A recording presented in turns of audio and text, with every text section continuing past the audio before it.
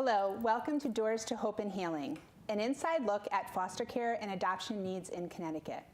My name is Jacqueline Ford. I am humbled and honored to have worked for the Department of Children and Families for over 25 years. And although I may be familiar with many of the topics I bring to you, I am inviting experts in those fields to share their knowledge.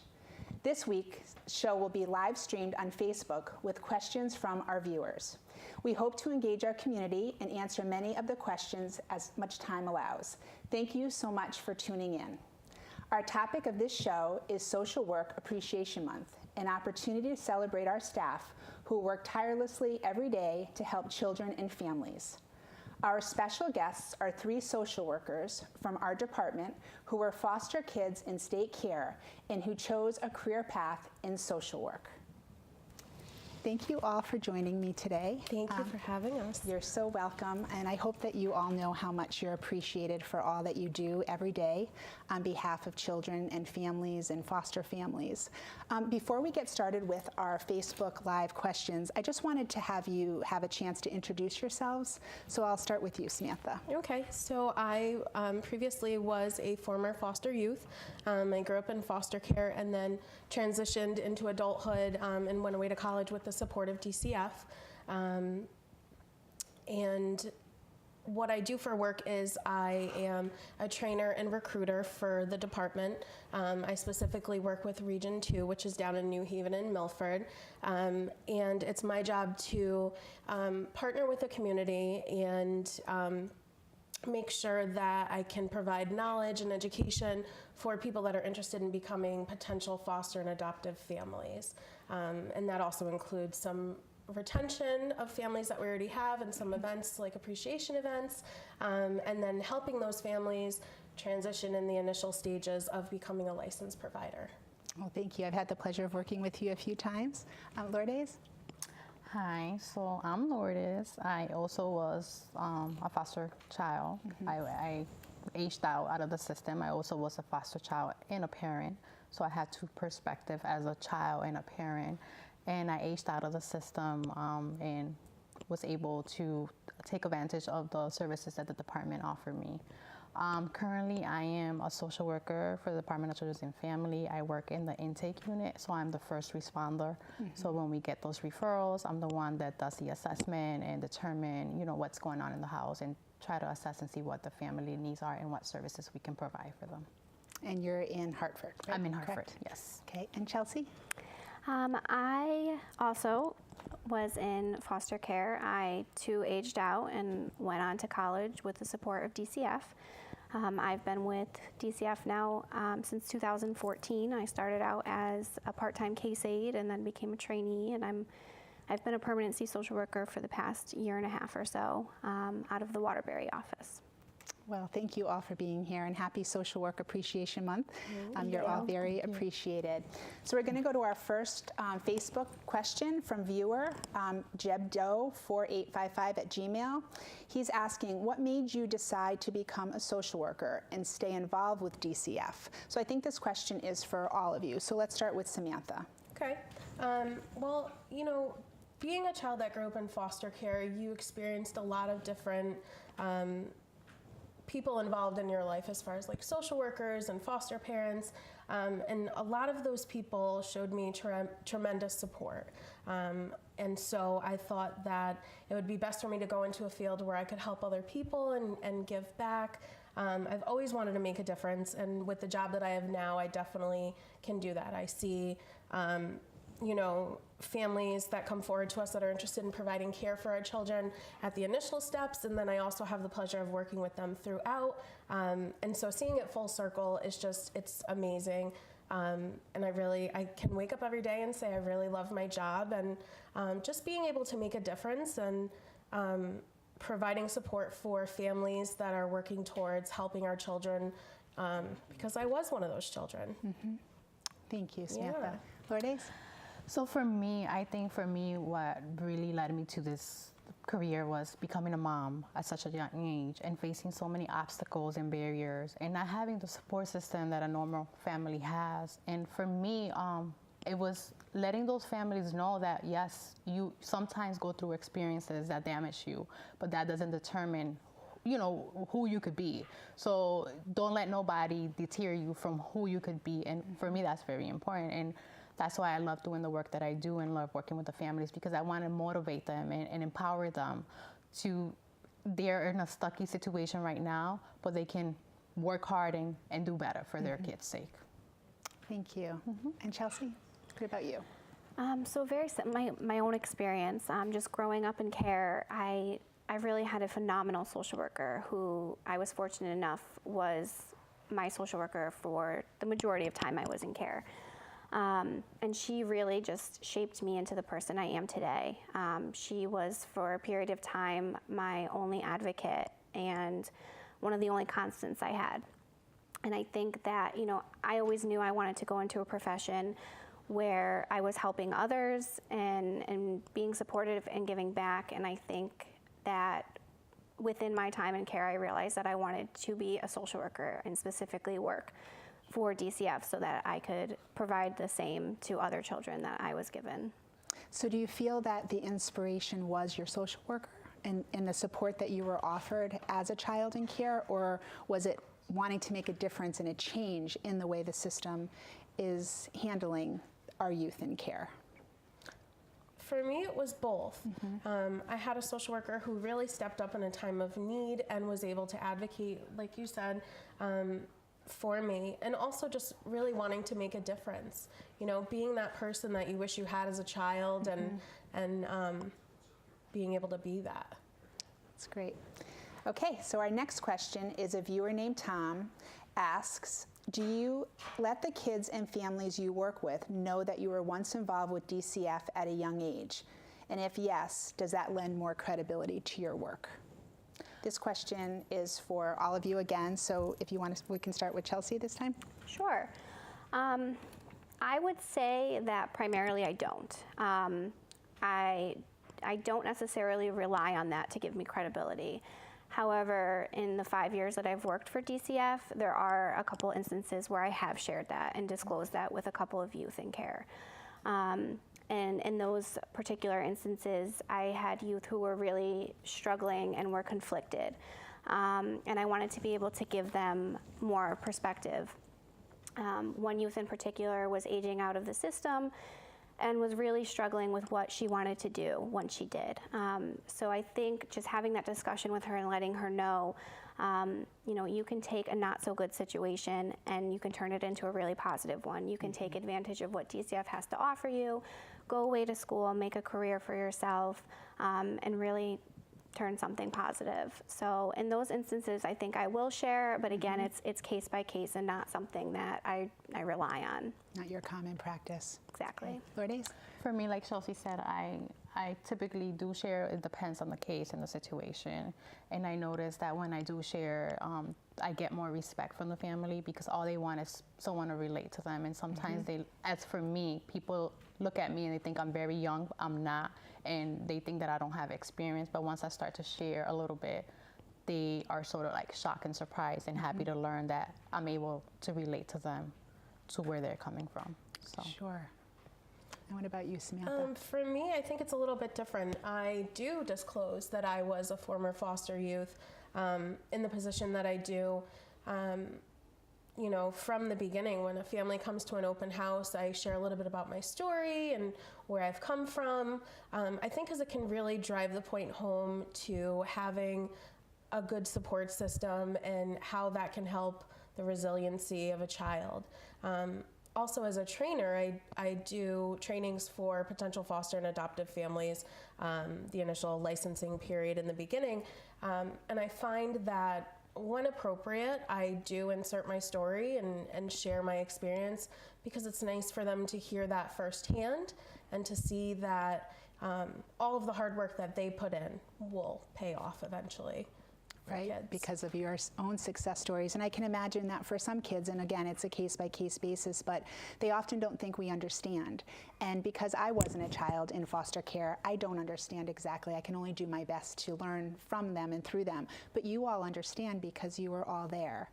So I can appreciate that on a case-by-case basis, because you're sharing very personal and private information that you shouldn't be required to have to share. But I can appreciate when it does work, that you do offer that side of yourselves. Okay, our third question is from Joni, 1976 at Comcast. Chelsea, what unique perspective as a former youth in care assists you in your daily work as a social worker?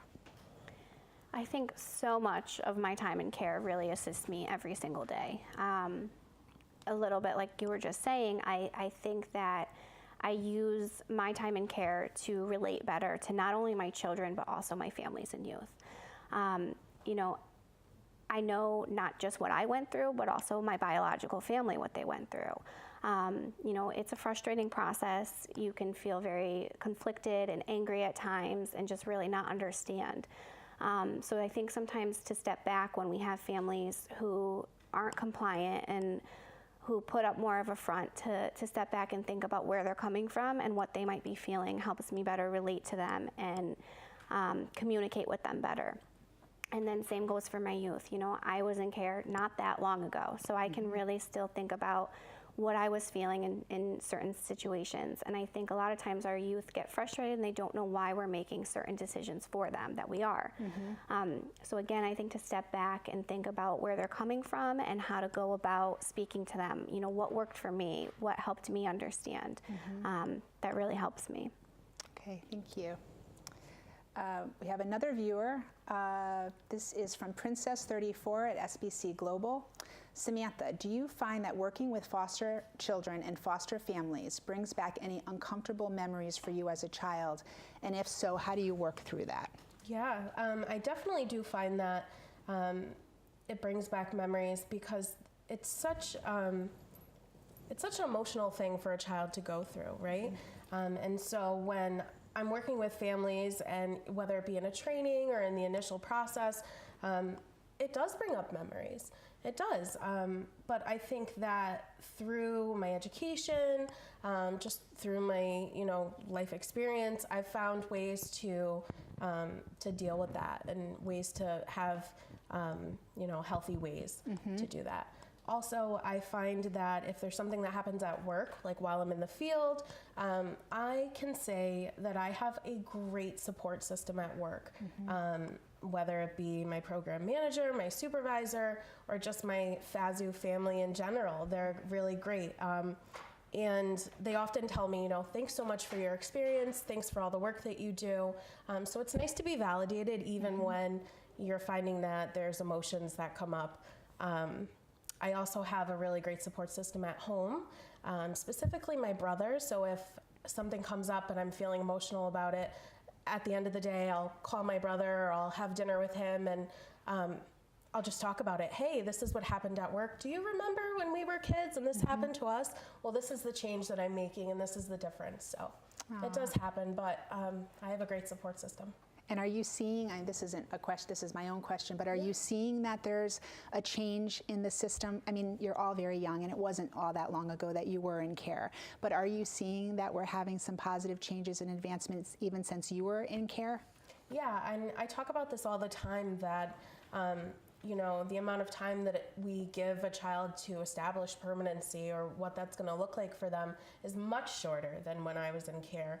And if it wasn't, I don't know that I would be able to do this work, right? Because I'm so passionate about it, and there are a lot of changes that are coming, and they're good changes, they're great changes, especially with having a lot of our youth, like their voices are getting heard, and they're being involved in the process, and it definitely makes a difference. Good. Yeah.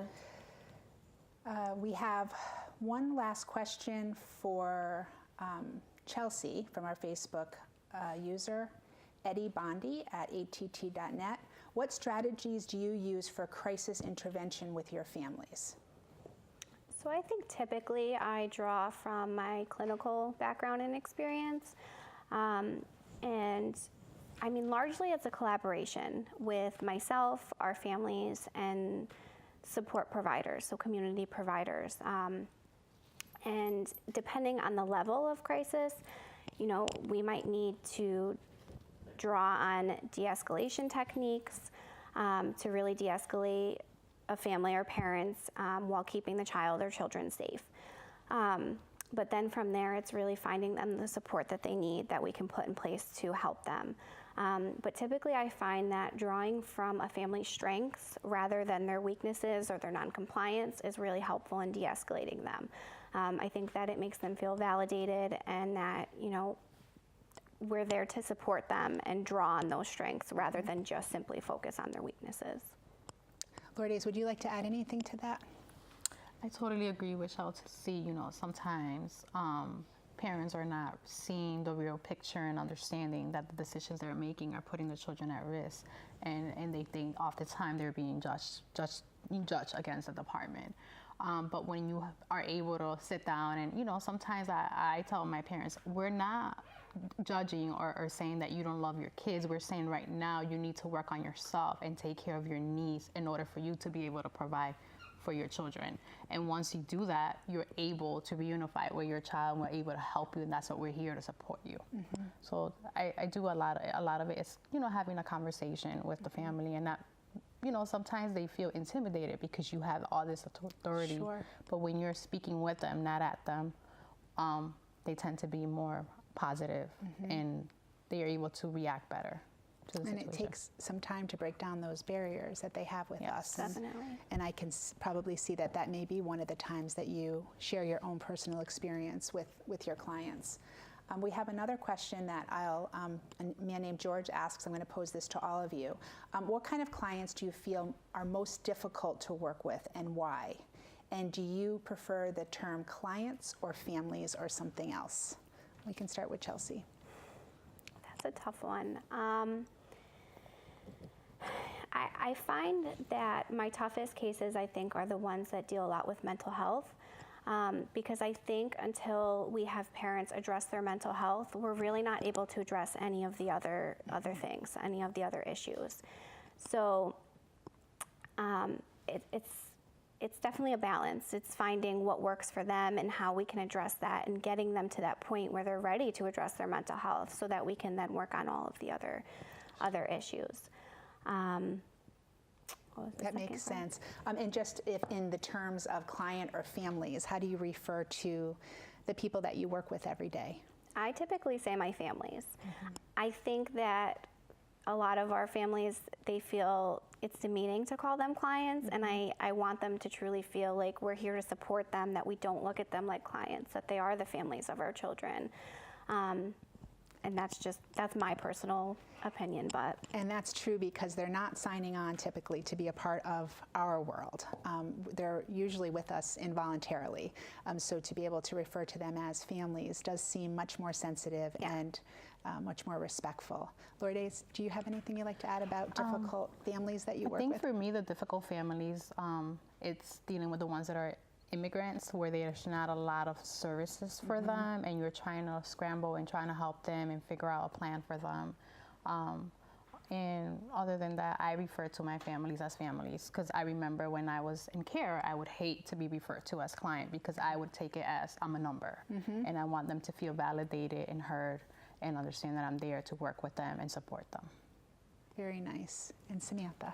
I find that the most difficult families to work with are those that have experienced a loss. Because we're asking them to step up as providers. And, you know, as much as we have high emotions for our kids, there's also high emotions involved with families. But I often find that when the process comes full circle, that's the most rewarding family as well, because you can see you know, the growth that they've had over that period of time. And I as well refer to our families as families, because to piggyback off of what they said, we all want to be referred to as a person and not a number. And so I think that takes it to another personal level where you're saying our families when communicating with them. That's wonderful. So we talked a lot today about permanency. When was permanency established for each of you? Were you adopted? You know, we talked about aging out and taking advantage of all of our benefits that the department offers to youth in care. But can we talk a little bit about permanency? Lourdes? I think for me, there was really no permanency plan for me, and I think that the department is doing a great job now establishing that permanency. I feel like, you know, I was in the system since I was 5 until I aged out 23, so there was no permanency. So now they're doing a great job with that, and I feel like if also with permanency for me, I feel like if they would have done a better job with permanency back then, which they're doing now, I would have been able to have more roots with, you know, within my biological family or other.